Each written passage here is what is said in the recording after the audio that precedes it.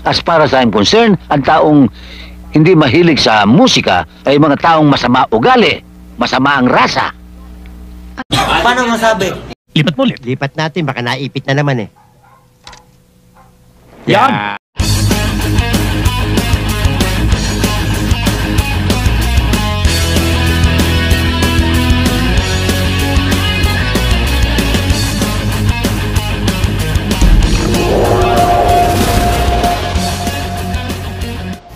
Before we going to start, don't forget to subscribe, like and share our video, and click the bell.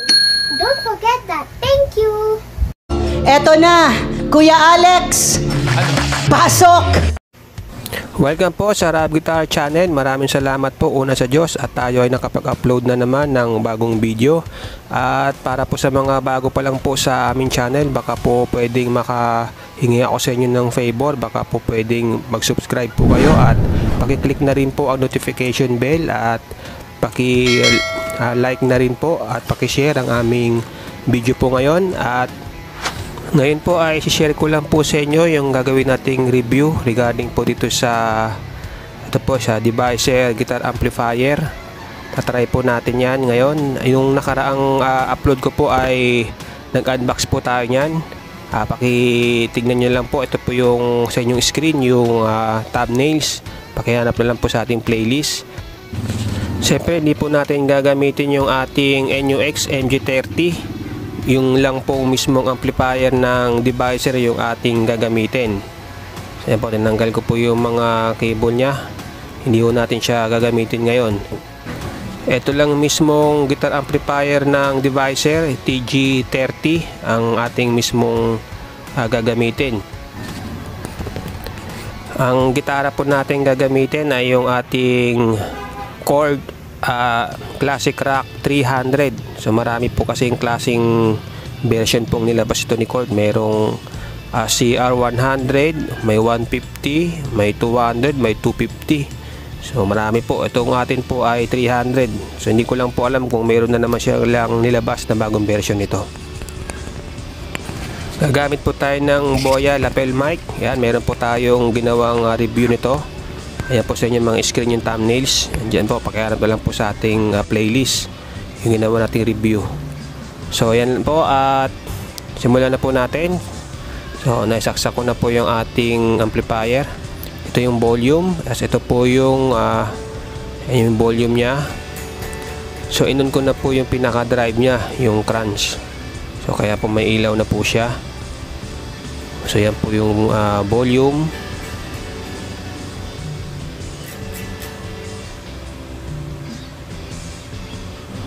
Tapos yan yung ito yung yan, in-off ko lang muna yung drive. So yan. Yan po, naobserbahan ko lang mga classmates pagka naka-on yung drive nya, yan yung crunch, hindi po nagpa-function o gumagana yung volume nya. So paki-comment nyo lang po ako sa baba yung mga nakabili na po ng Devicer na TG30 kung ganyan din po ba yung inyong na-encounter. So ito na po, at yan, tatry natin. So pag in-on natin yung pinaka-drive nya, yung crunch,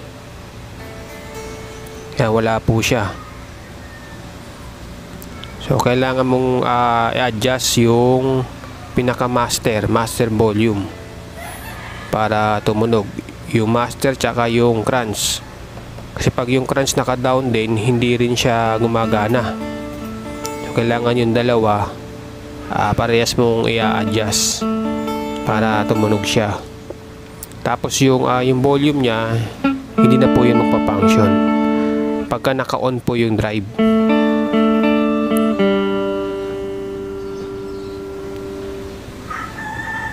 So yun po yung master. Pag binaba natin yung master, kahit na nakaano yung crunch, wala pong tunog. Yung master volume.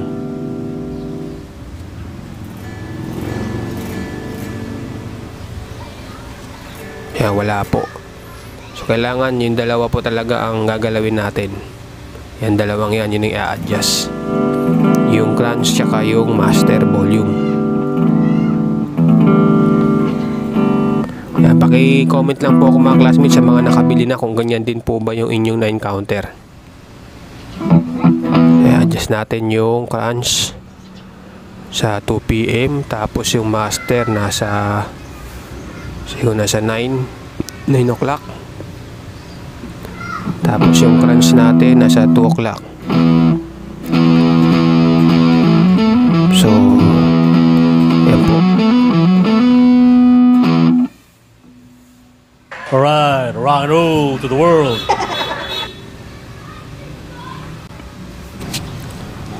Okay, try na po natin mga classmate.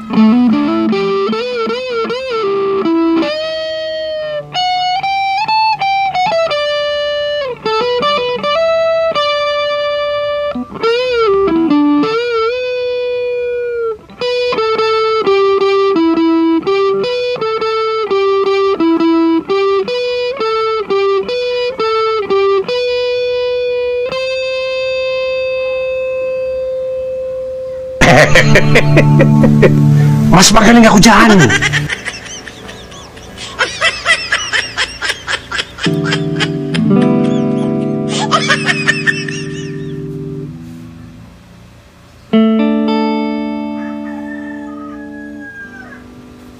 Naku luma na yan.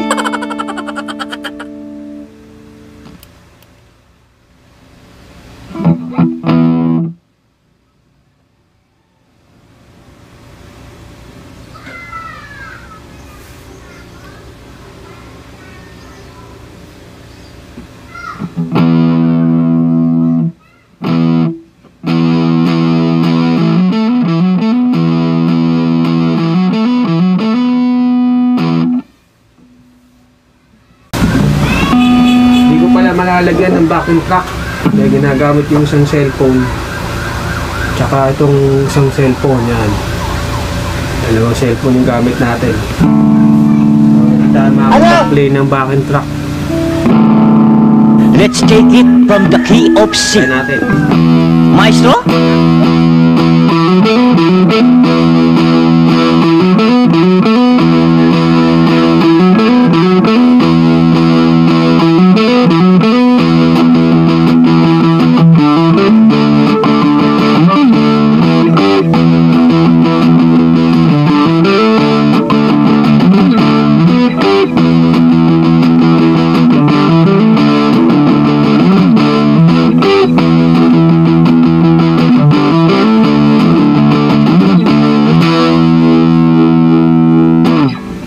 Isa.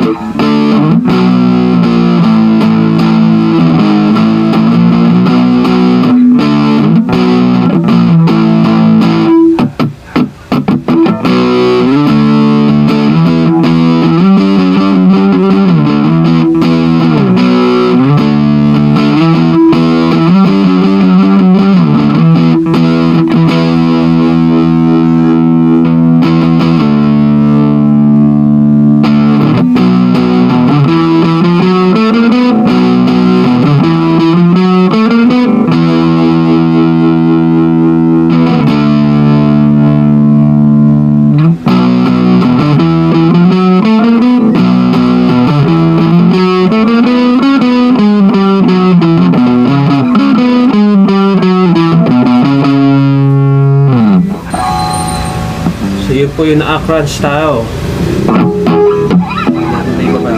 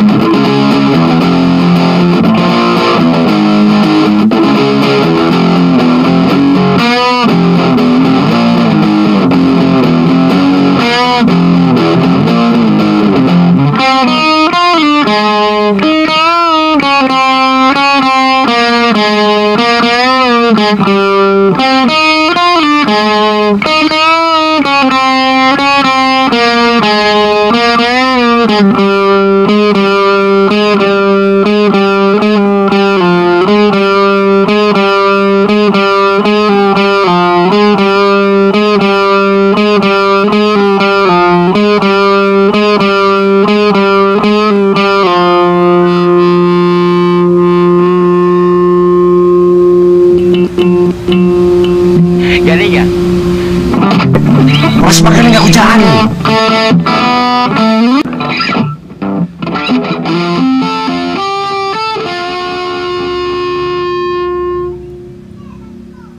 Natin sa Dadoklak Ranch.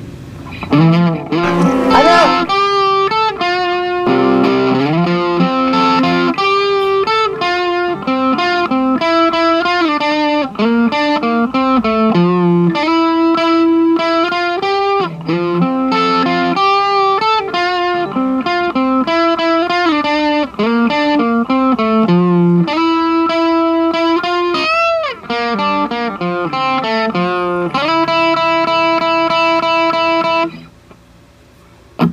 Ay, wala yan. Kasi tanggalin yung crunch.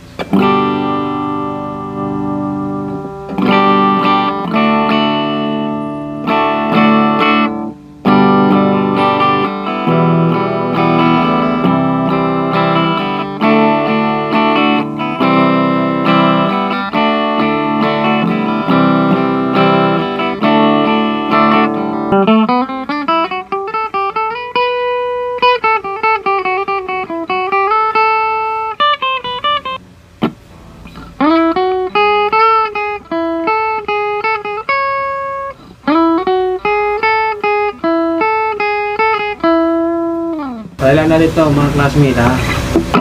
Nilagay ko muna sa crunch. Para may naalala lang ako pag hindi ko na sinutugtog matagal na.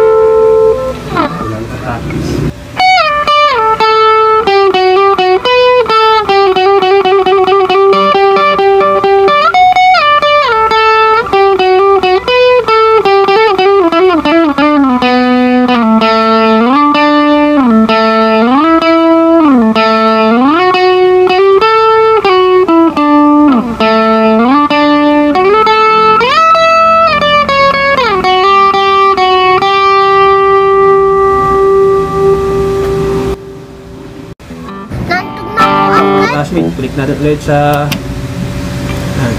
clean lang. Hindi tayo gumamit ng ano yan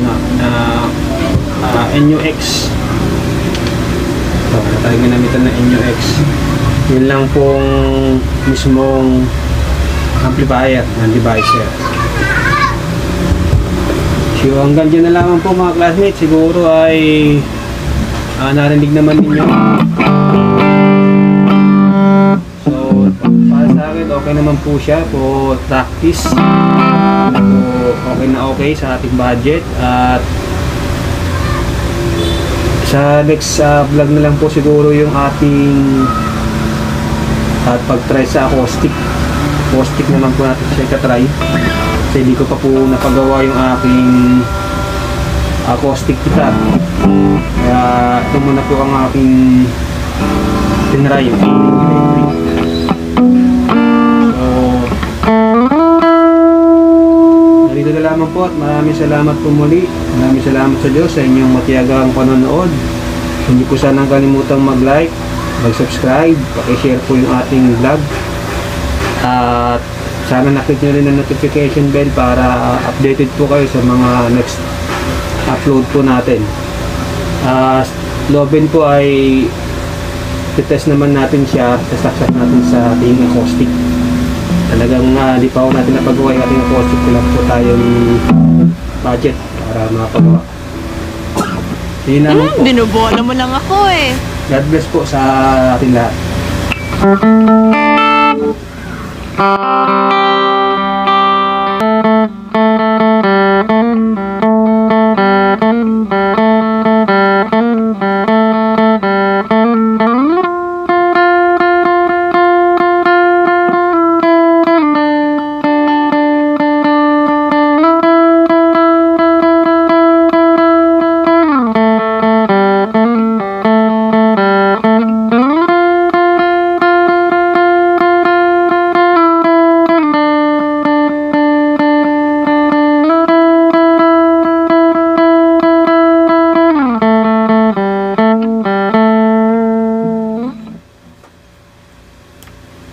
Tugtog lang. Practice makes Just a lonely girl, lonely and blue. I'm all alone with somebody new.